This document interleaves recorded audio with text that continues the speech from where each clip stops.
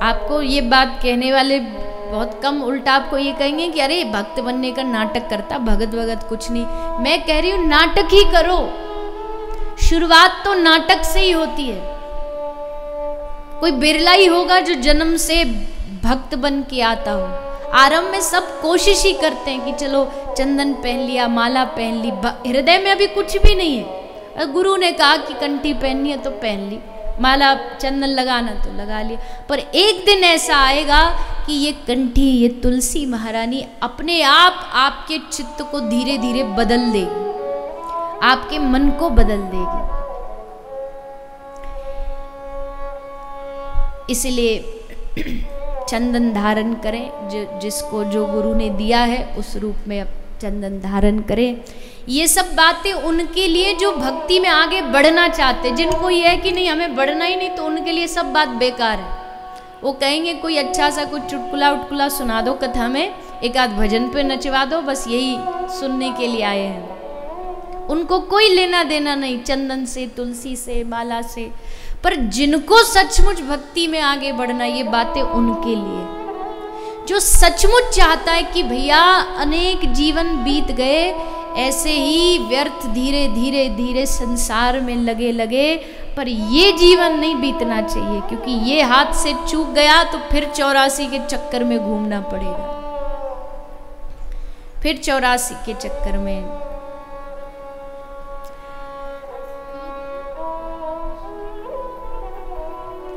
तो सुबह उठ के स्नान, फिर ठाकुर जी की पूजा, माथे पर थोड़ा चंदन लगाएं, और उसके बाद क्या करना है, उसके बाद घर में जो भी आपने भोजन प्रसादी बनाई है उसको किसको प्रसाद पवाओगे, किसको पवाएंगे? ठाकुर जी को। पहले ठाकुर जी को अपना भाव अर्पित करिए, जो भी भोजन बनाया है पहले ठाकुर जी को समर्पित करिए, फिर उनसे जो थोड़ा बहुत झूठन बचेगा प्रभु उसको हम पाएंगे आपकी प्रसादी रूप में। फिर देखो वो अन्न चाहे कितना भी दूषित हो, पर अगर उस अन्न को आपने ठाकुर जी को अर्पित करके अगर ग्रहण किया तो वो अन्न आपकी बुद्धि बिगाड़ नहीं सकता।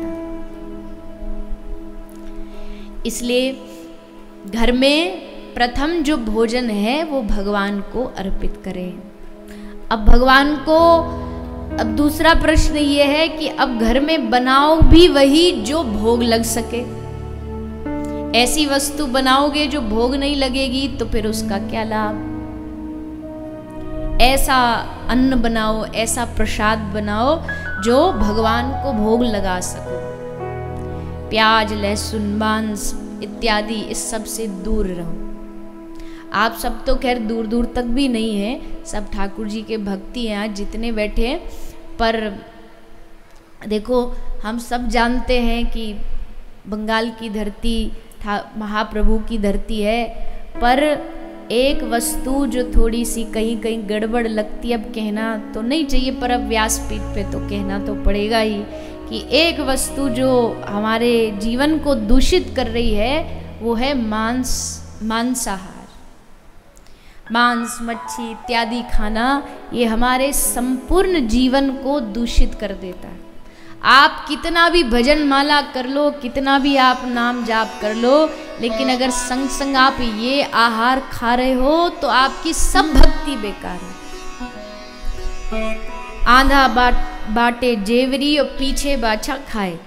अंधा जेवरी बटता जा रहा है और पीछे एक बछड़ा बैठा बैठा उसको खाता जा रहा है। अब वैसे तो आप कहने को भजन पूजा कर रहे हो, वैसे आप सब वही गंदा आहार खा रहे हो। आपको लगता भजन काम क्यों नहीं कर रहा? भजन इसलिए काम नहीं कर रहा क्योंकि जो तुम्हारी जेब में तुम डाल रहे हो जेब फटा हुआ है, जितना डालते हो सब निकल जाता है। एक तरफ माला कर रहे हैं, एक तरफ भजन कर रहे हैं, दूसरी तरफ मदरा पी रहे हैं, शराब पी रहे हैं, मांस मच्छी खा रहे हैं, तम्बाकू खा रहे हैं। तो इससे क्या होगा? आप जो कर रहे हैं वो सब जाता गिरता चला जाएगा, आपसे दूर होता चला जाएगा। इसलिए गलत आहार से एकदम दूर रहें।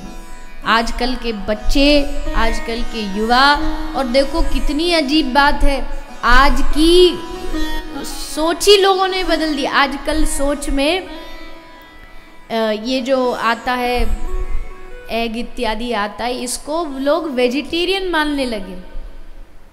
बड़े बड़े होटल्स में आप जाके ये बोलते हो ना कि हम वेजिटेरियन हैं, तो आपके साथ कभी भी धोखा हो सकता है। वेजिटेरियन में फिश भी आती है, उसमें अंडा भी आता है, सब कुछ वेजिटेरियन में आ जाता है। ऐसी आजकल लोगों की बुद्धि भ्रष्ट हो चुकी है। लेकिन आहार शुद्ध रखो, आहार शुद्ध रखोगे तभी आपकी भक्ति आगे बढ़ेगी। आहार शुद्धि भक्ति का पहला लक्षण और पहली शर्त है। और दूसरी चीज, आहार शुद्धि में आप केवल इतना ही ना समझे कि गलत ना खाना ही आहार शुद्धि है।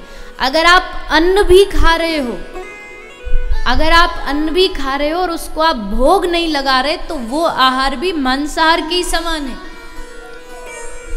अगर आप उस भोजन को श्री ठाकुर जी को अर्पित नहीं कर रहे, तुलसी पत्र नहीं डाल रहे उसमें, तो वो अशुद्ध अन्न है।